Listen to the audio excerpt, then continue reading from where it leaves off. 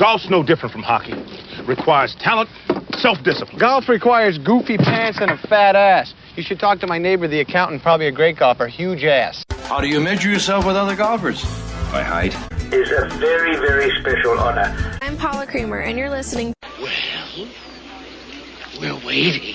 Hi, this is Martin Cove, a.k.a. John Kreese from Cobra Kai, and you're listening to Quiet, Please. Let the word go out from here across the land. Let Daddy Noonan approve. Hi, boys. Nice day for golf, ain't it? Quiet, please. Oh, you got secrets, eh? Hey, this is Shooter McGavin. You're listening to the... Hey, you guys. Hey, we're trying to have a podcast over here. Indeed we are, and welcome back to another episode of Quiet Please, the Golf Podcast. I am Alan Depew, and every week we bring a live stream on our YouTube channel, Facebook, Instagram, soon to be LinkedIn as well as you can hear us on our podcast on Spotify, Apple, and probably anywhere else you actually listen to podcasts. As always, we do like it be interactive with the audience, so please chime in, keep it clean, or I'd have to delete you. This week, got a full house, in fact. I am joined by my co-host, hailing from Kentucky, Boston, Bob Baldessari. Hello, Bobby. And I have a wicked good trivia question tonight. You're going to love it. Oh, I'm going to tee up the Boston Bob's brain teasers in a moment then. I can actually see him this week. Andy Hydorn has come out of the darkness. Shining in the light. Shining in the light, indeed. And I have a really good Don't Be That Guy this week. It's more visual, but we'll see how good I am at explaining. Very nice, very nice. And we've had him on before. Keith Stewart from the Read the Line. Welcome as our guest co-host this evening. Gentlemen, pleasure to be with you. Merry Christmas to everyone. Merry Christmas to you as well. And I always save him to last because he's so pretty. He needs to be called out in his own special way. He's the prettiest podcaster in golf, Christian Nazamus. I'm finally here, boys. Oh, look, sporting the facial hair I see once again. Wait a minute. How many times in this calendar year of 2025 have we heard, I'm finally here? Oh, well, probably you can count on one single hand how many times I've probably said that because I'm never home. Mm-hmm. And how many times you've done back-to-back shows? In all seriousness, what is your frequent flyer miles this year?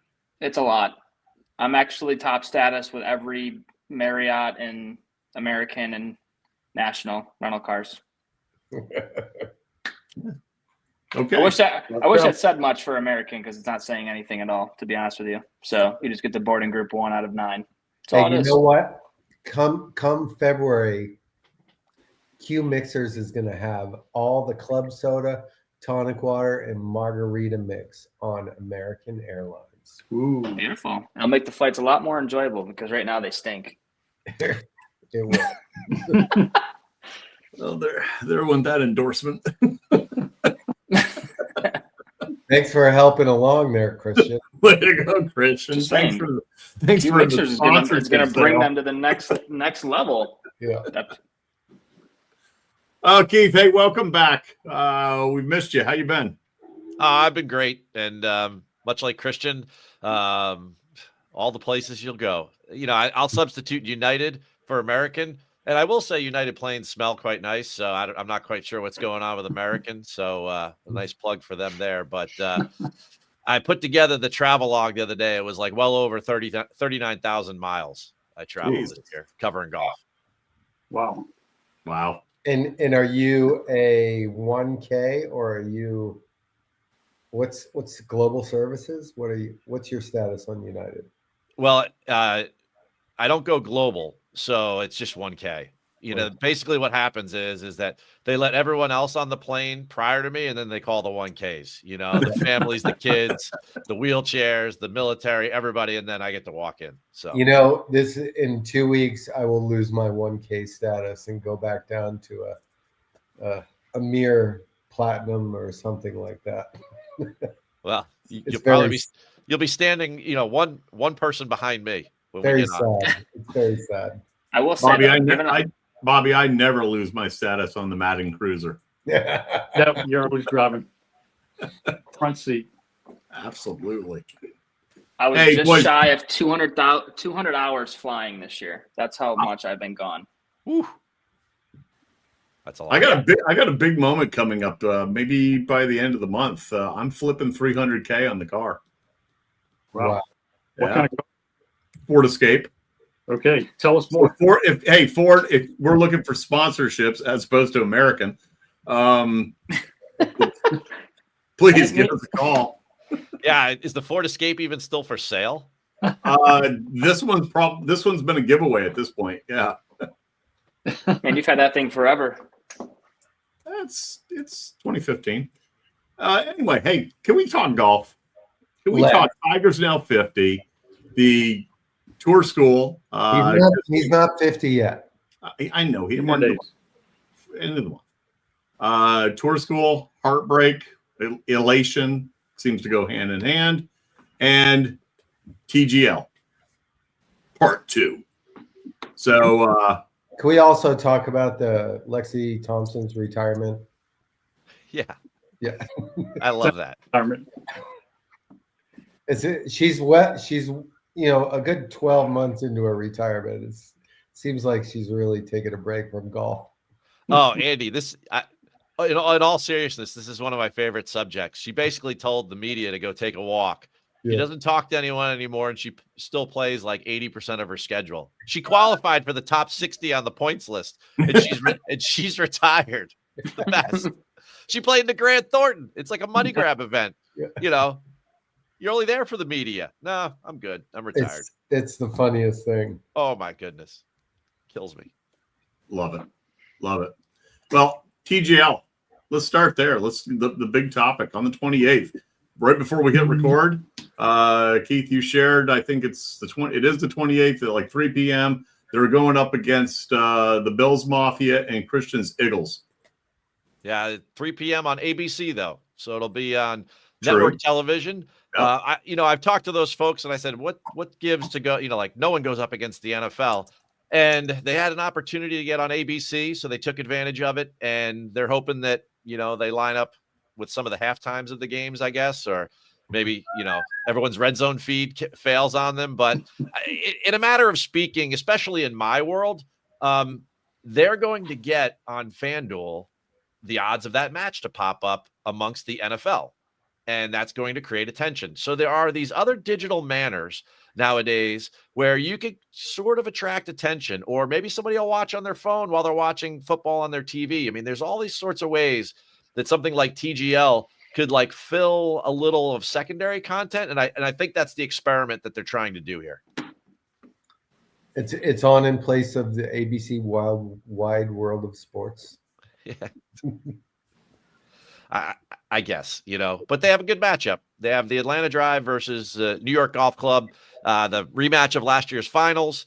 You're going to get some, we're not going to see the signature players, the elite players outside of the Golf Channel games this evening, but we're not going to see those guys till, come to February almost. So, with TGL, you're going to get to see some of the stars of the PGA Tour, which is kind of cool. Christian, will you be betting? No, at least not on TGL. The Eagles game, different story. Because the Eagles are gonna go into Buffalo and win. It's gonna happen. Thank you. Have you watched the Eagles lately? As a resident of the Philadelphia market, I agree with you. Yeah, I will say though, I'm one of those Eagles fans that is true and not just like, oh, Jalen Hurts is the best quarterback in the NFL. Like, he's clearly not, but he's I think NFL's in a great spot. There's not like a clear cut. I mean, in my opinion, it's the Rams to win it all this year. No offense, guys. Sorry. I love you both, but okay. All I'm saying is that I think the Rams are overall, they're a great team. Same with the Patriots and those Patriots. You know what? We're supposed to be TGL, but good point to go in. What did happen to the Patriots? Well, let's roll it back a few years. Well, I don't know. They had a bad half. Come on. They got screwed by the referees. Now, can we get back to TGL? Because let's get back to TGL. Keith wanted to talk TGL. Right ahead. This is the easiest guest spot ever. You guys just keep going. Looking at TGL though, I genuinely am very excited to watch. I got really into it last season. I didn't watch every single time that they played, but I think it's overall great for guys, especially for people who can't play golf in the wintertime, to go out and watch it. It's a different style to it as well. I'm very excited to see. My dog's excited too, as you can tell, because Mom's home. So I loved it too, and I watched almost every match. It did suck when there were blowouts, and there were a lot of blowouts in the beginning. But anytime that it was at all in doubt who was going to win, I found it to be thoroughly enjoyable.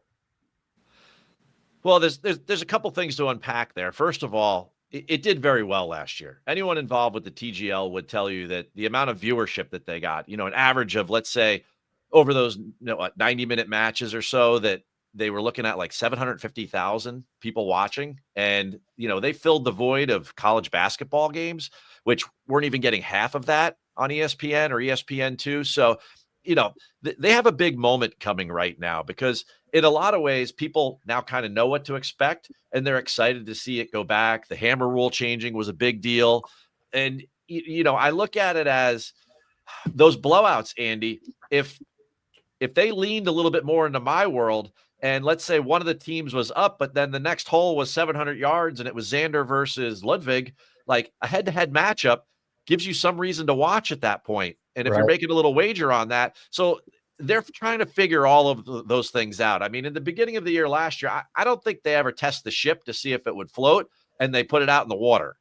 And it came back that the ship did very, very well. So I honestly believe, I went down. I was in the SoFi Center for probably 75% of the matches. So I watched them all live. And the ones I didn't, I was probably on the West Coast or on the road or something. I watched from my TV. Much better product in the SoFi Center than it was on TV last year. We gave them a bunch of things as media and people that were there a lot on property to try to improve. One of the things that they're going to do is they made the green area far less hokey. It was like way too mini golfish, sands, windmills and clowns' mouths and things like that. The shelves between the two in the green were way too severe. The humps and bumps around the green were way too severe. There was a lot of in the grain chipping, and it was fake grass. So it was like, man, you're like torturing these guys. And the sand was really, really scary. I mean, everyone points to the Kisner thing, but you had great scramblers like Hideki and others like chunking sand shots. And they've improved all of that. They made the green 38% bigger, which now goes from like 7 hole locations to 12 hole locations. And they softened a bunch of the plateaus. So we're going to get to see a lot more scoring and a lot more opportunity. They removed a bunker. So now there's only 2 around that green site. And they made the bunkers a little smaller, shallower, and they put revetted faces in them. So the problem was last year is that there was like zero stability in the stand. So the guys wouldn't swing hard because you all might be sitting in the crowd 60 feet from them on the, like 70 feet from them, across the green. Like literally the crowd gets really, really close. It's very cool. But, that would cause even the best players in the world, knowing that like the sand wasn't all that stable, to be really gun shy in the bunkers. And I think the scoring we're going to see around the greens this year is going to be even better than all the chip-ins we saw last year. Yeah. And I got a chance to see Foreplay, did a little thing inside the newly revamped SoFi Center, and I got a chance to see the new green. And you're 100% right, Keith. I mean, it's way less hokey. It looks more realistic. It looks like something that can bring a little bit more variety into, what's going on there. Before last year, it was like, crazy ass pins and, big putts down slopes. It was just a little bit too hokey. And I think they've done a really nice job from what I saw. Hey, Keith, I whiffed. What was a hammer change? I hadn't heard about that. So they started the season with a certain set of hammer rules. And, when you drop the hammer, there were certain parameters that could happen. If the team accepted it, then you were playing it for double the points. If the team didn't accept it, then they forfeited a point. And basically what was happening is every time someone dropped the hammer, that the team would just forfeit it. And then they were never playing the hole out. So they had to change the rules around, and they did that right around halfway through the season, which was, kind of an interesting move on their part to show some agility and say, hey, you know what, this isn't working. We're changing the rule for everyone. Everyone's played like 2 games at this point.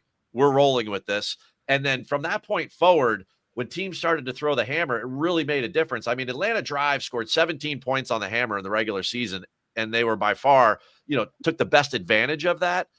Their team manager seemed to have, his name's Ben Helmrath. He seems to really have it down, like when you throw the hammer, and if you play hammer at home, then you kind of understand what to do. But if you think you're gutsy and you throw the hammer and it's like a 90-10 chance that you win, no one's ever going to accept it. But you've got to look for those 60-40 opportunities, those 2/3, 1/3 opportunities with which maybe you share that 60. You have the 60% win advantage, and then you want to throw it. And then, the other team actually thinks, well, like maybe we can pull this off and get the double points. And, you could tell who plays a lot of money games out of those PGA Tour players and who didn't, and who understood how to use the hammer and who didn't, which was a lot of fun watching live, because those guys would argue with one another. A guy like Wyndham Clark, he wanted to throw the hammer like on every swing, and you could see him wanting to do that. JT is in a similar way. And had some guys that were way more strategic with all of that, which, I mean, adds to the fun nature of it all. I totally agree. Once they changed the rules on the hammer, like guys were being way more thoughtful about it. And it's not just, a simple, we're going to kill them on this hole, we're throwing the hammer, there was way more to it. And I think, like you said, Keith, the ability to make that choice in the middle of the season, I think was a good testament to what they're trying to do over there. It also goes back to what you said, Andy, to reinforce your point, is that it needs some level of unpredictability. When you have a guy that has a putt that goes down a severe slope that's 25 feet towards a hole, he's just trying to cozy it up. If it goes in, it happened maybe once all season, but we saw that putt over because we're using the same green complex for every hole of every match.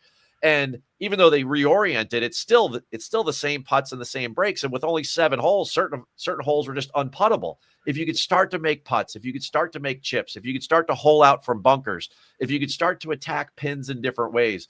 And we're starting to see this with the redesign of the holes, the new holes that are coming out. They're starting to take more chances. I mean, this thing really needs to be played like real life Golden Tee, not spin the ball, but I want to see Xander Schauffele hit like a C2 shot or like a B1, and if you're familiar, anyone that's out here watching this right now that knows Golden Tee, you know exactly what I'm talking about. That new stinger hole they came out with, there's a cliff in the way. Either you hit it 50 feet off the ground or you've got to hit like a 60-yard hook with your driver. And like that, those are the things we want to see these guys get creative with and allow for more volatility so it becomes more unpredictable. And that's better in my world too, because the people that are wagering on it feel like they have a chance on every single hole to do something different and to be engaged. Hey, Stewart, I was literally just going to ask you about that. With all the changes in 1 year under the belt, does it help you read the line and tell more people about what you do and read the line, but now you have a little more historical information to help with the betting? Well, last year, I think we placed, over the course of the season, we placed about 30 bets, and we went like 32-8. We destroyed it because it was so easy to figure out. First of all, I knew what teams were into it and I knew what teams were not into it. And, certain teams were showing up early, like Atlanta, and they would practice the day of the match. And then, they'd practice that course that day, and then they'd go in and play that night. Like the guys had the opportunity to do that, and some guys just wouldn't show up.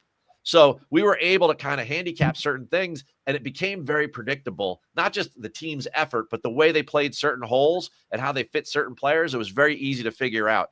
Now in my world, and I want this thing, to really to answer your question, Bob, I want this thing to be a wagering home run, because in many ways, just how the conversation transitioned so easily to betting on the Eagles on a Sunday versus betting on TGL is that, for me, TGL is like a gateway drug.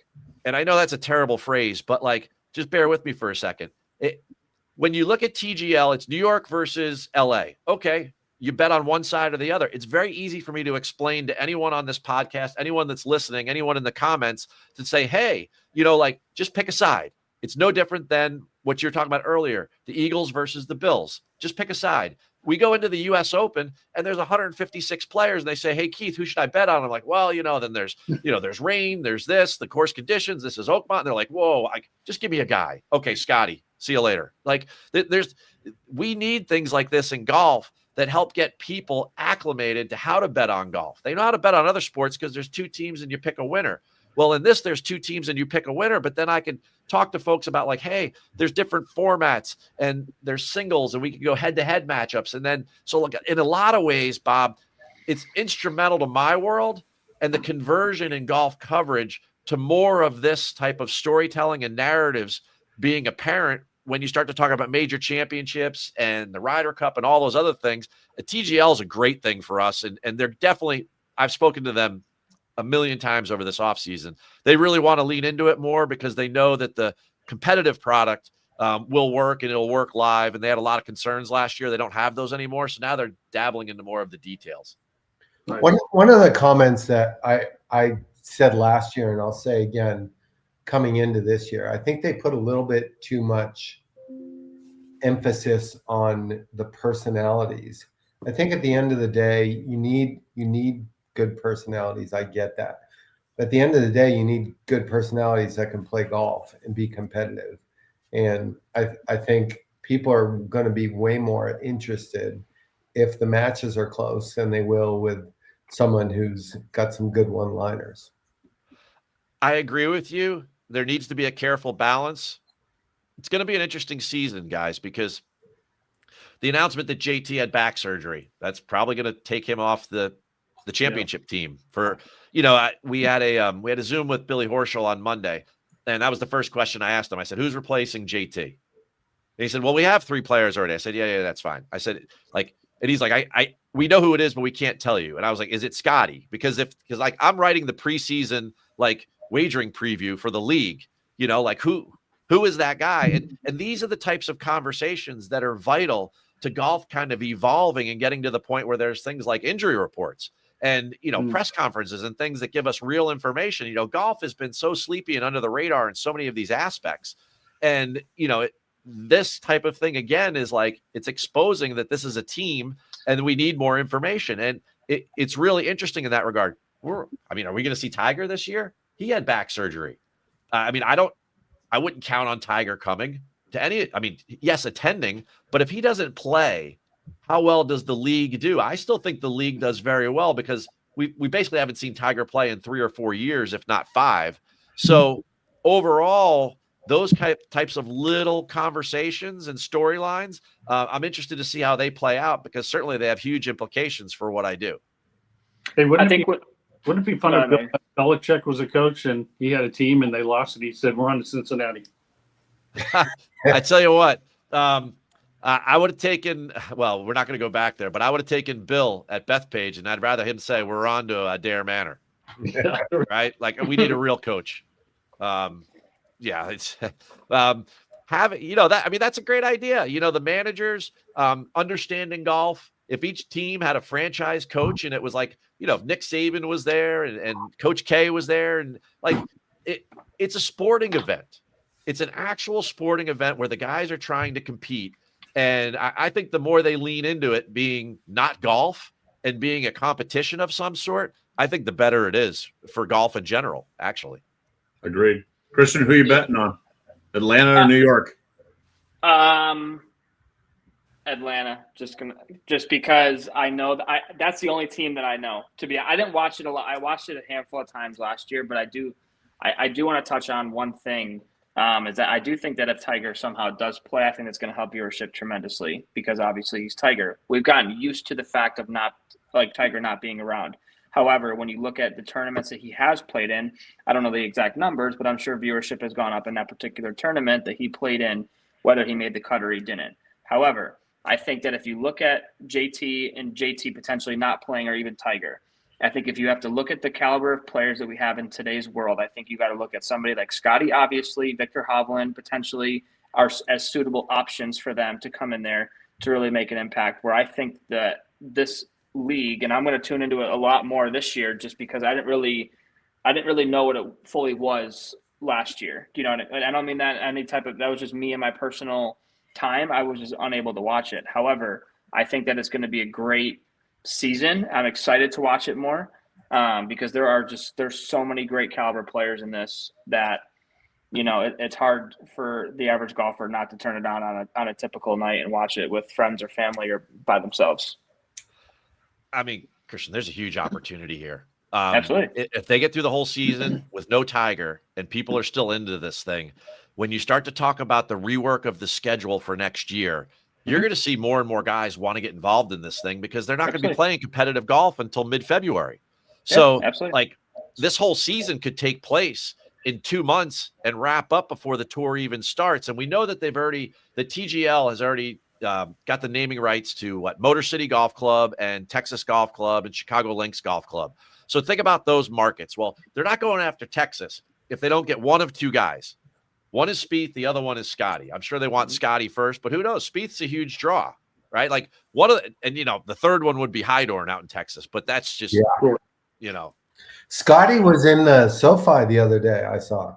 Well, he's there for the Golf Channel games right now that are being played tonight, right? Okay. So, but the instant that he's in there and hits a shot, it's newsworthy, and he's in there with Rory, and Tiger is, moving along, and Scotty and Rory will need to be the marquee players to carry this thing on. So I'm sure I'm sure the TGL would love Scotty to captain the Texas Golf Club.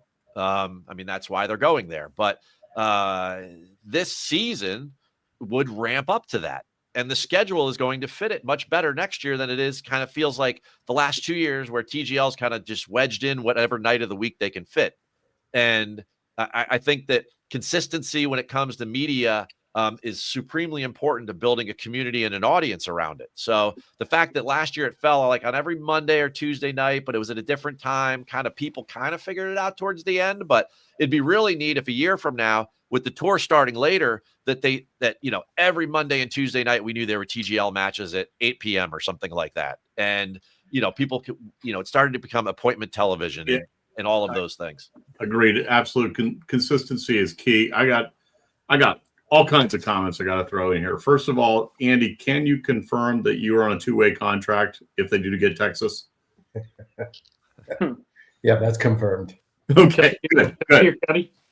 Secondly, we do have a couple of comments. Bobby, this one's directed specifically to you. Keith would make a great spokesman. Don't know if we can afford him. That's from Golf Mark. Okay. And then we had Herb Rubenstein.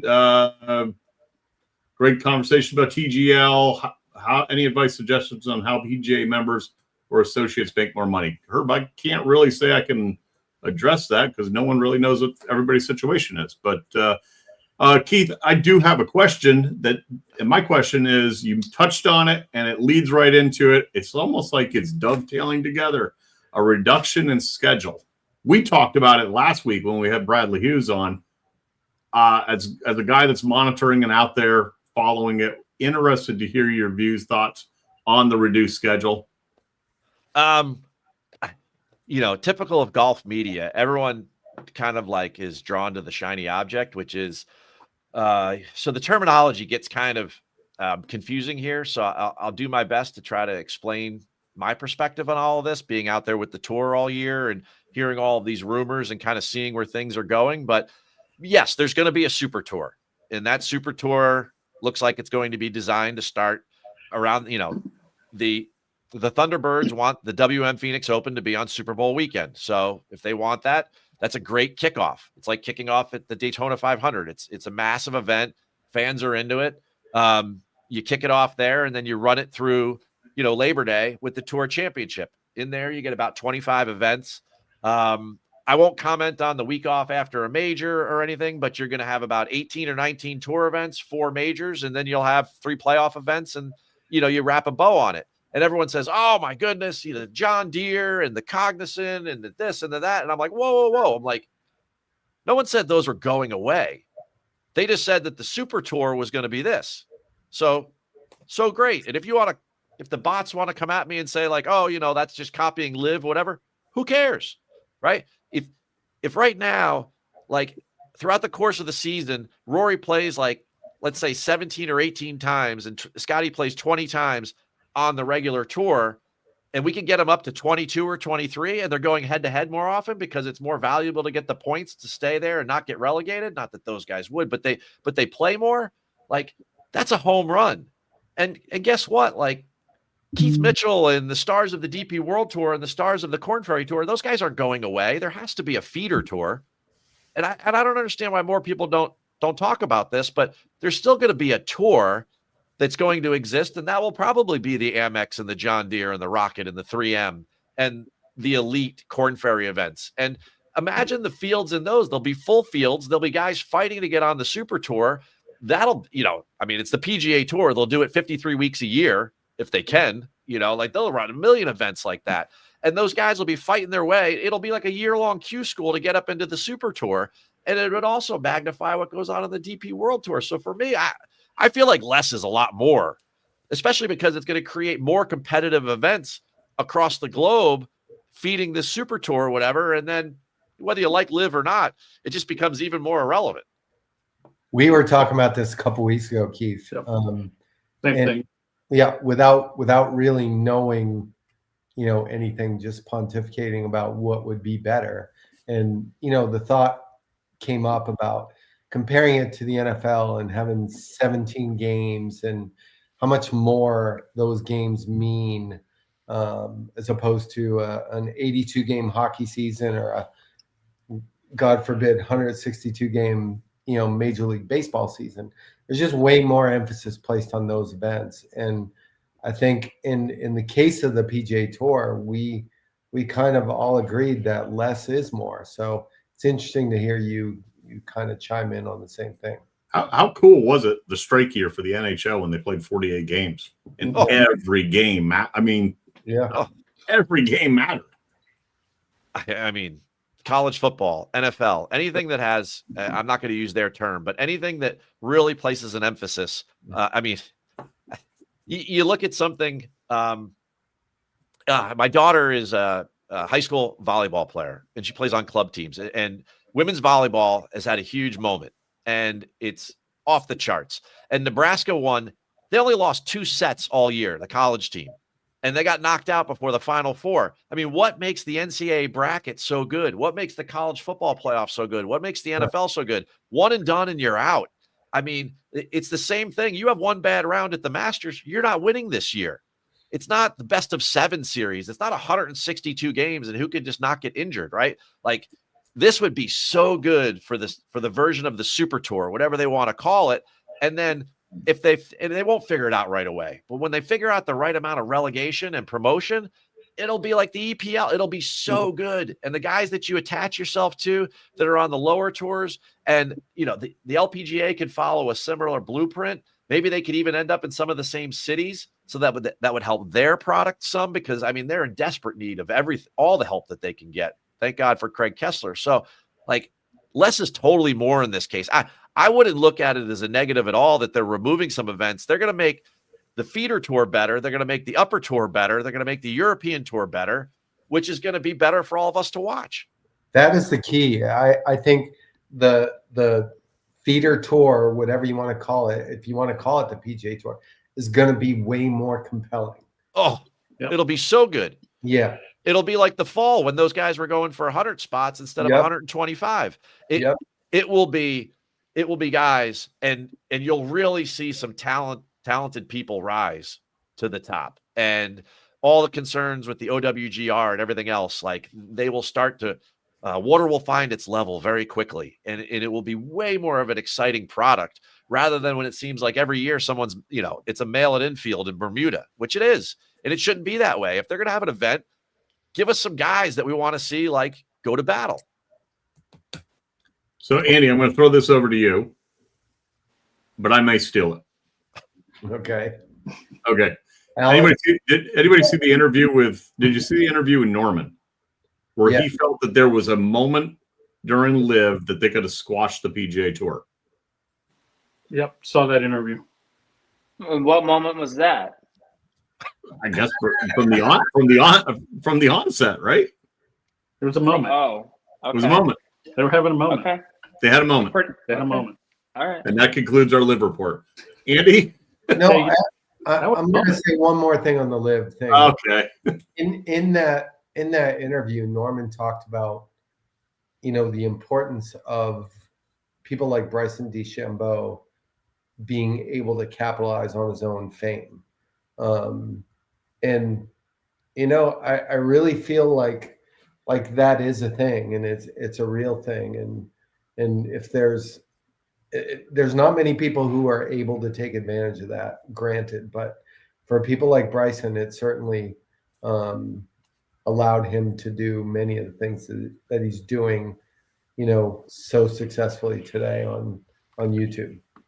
It's his version of nil. Absolutely. Right. I mean, Bryson's exploded. He's been the golfer that we've talked about for the last year that has taken it from this level to that level. And his likability has come up. His viewerships have gone up. And I think he's the only player that we've talked about on Live that has been relevant in the game of golf in the last, calendar year.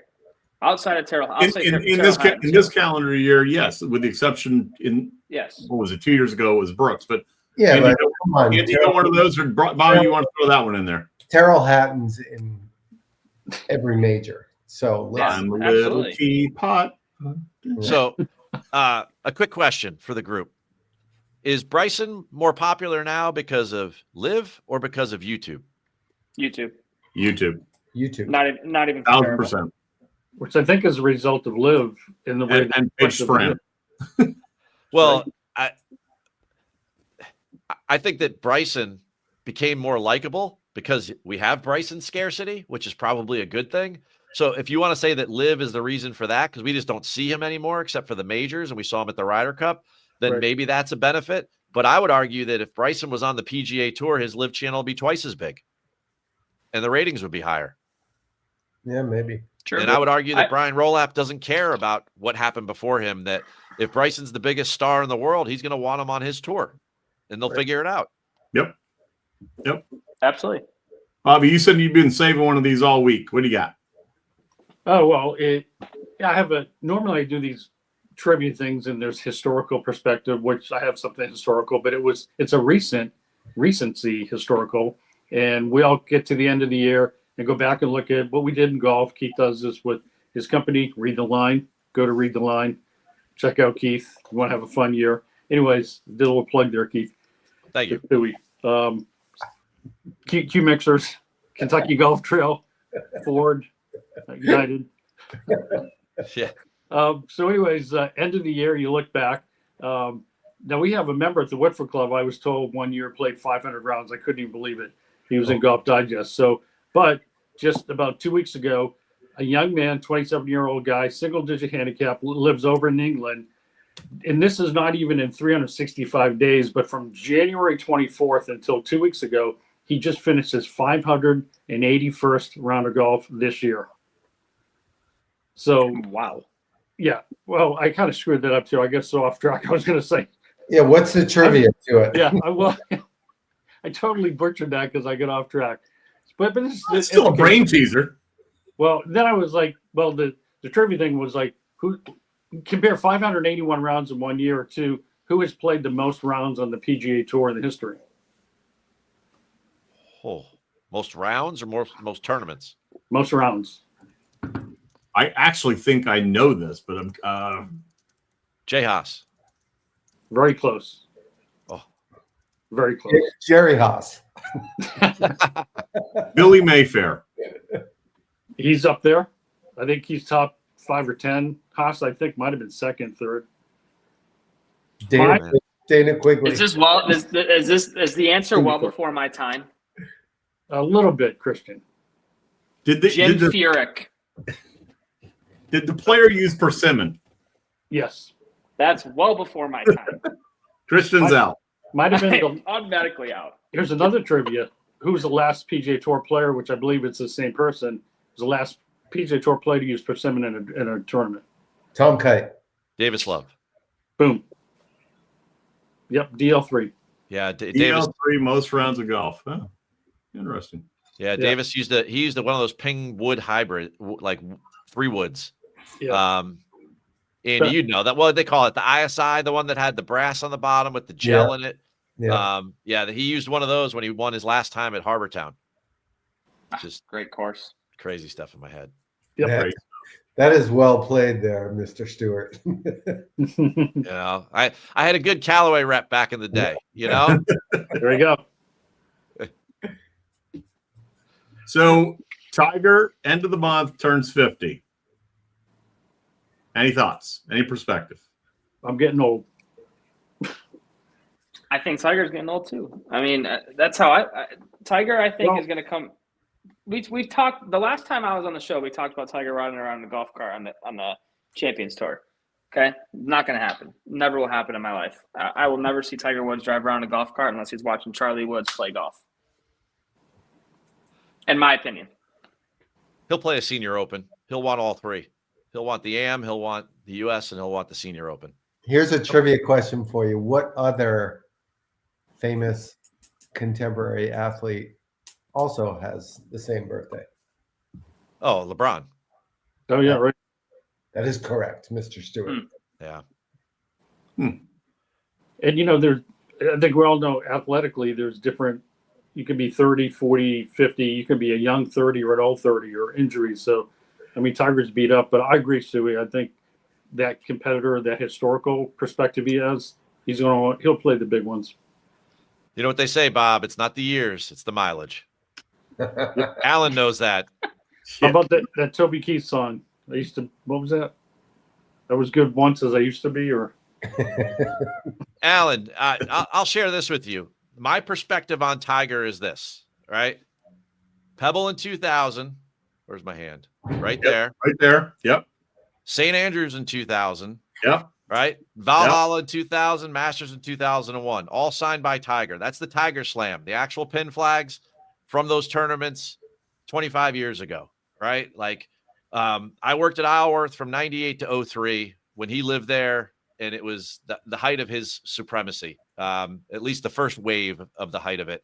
And I tell you, it was just for, a little golf geek like me to be a part of that. It would be like being a towel boy at the Bulls games back in the mid 90s. It was just the most unique thing to be able to see him practice and play and be a student of the game and as much into golf as I was. So it's a shame that we don't get it anymore, but smile because it happened. Don't cry because it's over. Agreed. It's not like he's leaving the game forever either. He'll still be around. He's still going to be a Ryder Cup captain down, again, and President's Club captain. Like, he's still going to be around. It's just he can't compete with these guys anymore. That's how I look at it. The competitiveness in him will never go away. I will 1000% back that up. But when you look at guys like Rory, he's not even like coming close to like the caliber of, like, he can't beat Scotty right now. Can't even come close to beating Scotty. Who, Rory? Oh, I don't know Tiger. Tiger. Oh, Tiger. No. Oh, Tiger. No, I'm not. Rory. No, yes. No, I'm saying Tiger right now is not even close to being a Rory or a Scotty. If they're coming down and stretching a major, I don't. That is my personal belief. I love Tiger. Christian, I would equate it to, if I was, like, say, teeing it up with the 2025 Senior Texas Amateur Player of the Year, I could probably hang with him for 3 holes. Yeah, because your shoulder turn is not there anymore, Alan. Actually, better as it goes along. I might be able to take Andy for 4 holes, maybe 5. All right. Anything else after that? I'll tell you who can golf their balls, and I just got to work this in here real quick, is all the boys at Q School, and tears and elation. There was a couple of sad stories, and there was some really good stories that came out of Q School, Bobby. Oh, it's always that way at Q School. I mean, it's even that way at PGA America with the PAT to some degree. Where I can make or break a career, make or break a life. Congrats to AJ. Is it Ewart? How do you pronounce that? Shot 14 under, won by 2 shots.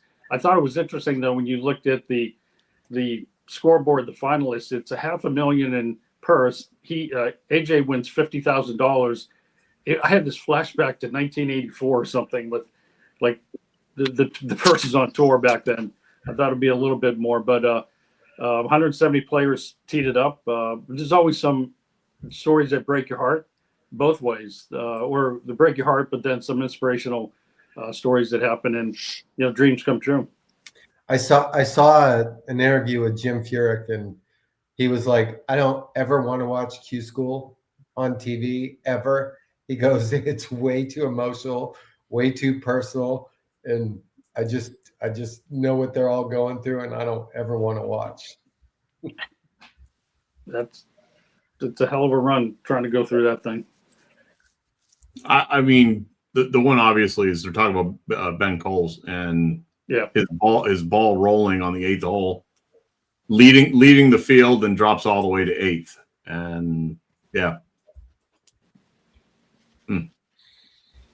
Christian, Keith, any comments? I mean, I'm an agent of competitive chaos. They were taking 5 guys. I wanted like a USGA, like 12 guys for one spot playoff for that 5th spot. That's what I wanted, but hey, kudos to those guys. They only take 5 guys out of that massive field. Those guys got the job done. A couple Canadians in that group of 5, which is impressive. The golf up north of the border continues to get more and more. It gets stronger. Maybe that's a good sign for the President's Cup team going to Chicago this year. So overall, Q School it's a big part of all of our lives if you've spent any time in golf. So congratulations to those guys. It's tremendous stories. Yep. Christian, anything? I couldn't have said it better myself, personally, if I'm being honest with you. I mean, I really, to be honest, I didn't see that. But I can tell you that obviously when it comes to those guys, it is just gut wrenching when it comes to the blood, sweat, and tears that they put into how they want to make this their livelihood, right? The time, the effort that they put into this behind the scenes. There was a small part of me when I was growing up that thought I could potentially do that, but then I learned very quickly that it's going to be a long reality to do that, and it's very tough and draining on you. And for me personally, it's just something that it's almost like it's a kudos, because I can't do that, right? And it's something that a lot of people, I don't know how much time they put in. They're hitting 1,000 balls a day just to get better. They're working on their short game to get to the point of potentially being on television and stuff like that. So I mean, kudos to them, obviously, when it comes to that. But it's always heart gut wrenching when you see the guys who unfortunately didn't make it and that played well. So. And then they have the camera stuck in their face as they're walking off the 18th green to sign their card. How about the guy that put a camera in Spencer Levine's face? Do they not know who Spencer Levine is? Oh man. Yeah, right. Yeah. Oh, look out. Exactly. It's gonna burn him. Mr. Hydorn, if Bobby and I were not hiding it, that would say 18th green right now. I see that. No, I just want to reiterate how interested / excited I am for the season 2 of TGL. I think it's going to be better than it was before, and I thoroughly enjoyed it last year. So I'm really looking forward to what the new changes have to bring, and the changes in the facility, and I'm really looking forward to TGL. Prettiest podcaster? I'm going to second that from Andy. I'm actually genuinely very excited for it this year, and I'm going to take a lot more in depth and watch it, actually, than I did last season. So I'm very excited to see that. Second thing, obviously, congrats again, Andy. I'm going to say it to you probably a handful more times, but congratulations once again. All right, you're a stud. What can I say? All right. We're just full of studs on this podcast, I will say. All right. Thank you. So you can make a full shoulder turn, something Alan can't do. So, okay, that storyline's getting a little old, Christian. It'll never get old for me. You give me shit all the time. Bobby, I'm next. right back to Next, you, all right? I can mute him. It's all love. It's all Bobby, love. next. Yeah, speaking of shoulder turns, no, I'm just kidding. Christian he stole my thunder. I wanted to congratulate my good friend Andy on the Senior Player of the Year as well. It seems weird to say that word senior. It just doesn't. I still think of us as teenagers in Massachusetts playing golf. But Stewart, again, thank you now for coming on. Just wish we had 8 shows in a week and you were with us every day. It's so awesome having you here. Thanks. Getting into the end of the year, we're going to start in the next show or two, kind of looking back. So I'm actually want to throw this over to Keith. I've got my own thought about like most memorable moment this year. You're on the tour every week. You're out there. You see it. You see the behind the scenes stories. Is there anything from behind the scenes that we wouldn't really know that you might say, you know what, there was a small moment along the way? And I don't put you on the spot here, but you have such a keen mind and a keen perspective on what's going out there. Oh boy. I'll think about that while I say my goodbyes. First, thanks always, guys, for giving me a platform to talk to y'all. I really appreciate it. The idea that we get to talk about TGL is just a major component of the success of my business going forward. You go to readtheline.com. We'll have a preview for every match there. So, and those previews are free. You just need to subscribe. I'll be doing coverage for The Athletic. I'll also be doing coverage for Golf Digest for TGL. So we'll have depending on where you like to read your golf media information. Hopefully I got a couple, major platforms there covered for you. I would say the two things, man, Luke Donald is really impressive. And I know that when he was on tour, he was one of the few people that ever won the money title on both tours in the same year. He got to #1 in the world, and he's obviously not built like Scotty or Tiger. So I have a new appreciation for how impressive behind the scenes Luke Donald is this year. And in front of the scenes, I bet this guy a million times leading into this year. He's such a good ball striker, and he's such a good guy that, all the success that JJ Spawn's had, he could have 10 times that, and I couldn't be happier. He's such a nice guy. And what he did at the end of Oakmont, we were all watching that drive on 17, and then to make birdie, but he needed to make par on 18 to preserve it. There's just some really, really good, talented guys out there right now. And we just need to give them the best competitive product. But to answer your question, Bob, in front of the camera, JJ, that was a super moment and why we all love golf. And then, behind the scenes, Luke Donald just couldn't be more of an impressive person. Excellent. Perfect. I was going to talk about some silly business thing as my final thought, but I can't top that. So Keith, Merry Christmas to you. Thank you for being with us once again, as always. And please come back at any time. The seat's always open. We'll kick Christian off. Well, grab me at one of the majors or the Players or something next year when I'm on site, and we'll have some fun, guys. I would love. Can we book you for October 2nd next year? It's October. What's that? Bob's birthday? It's Christian's wedding.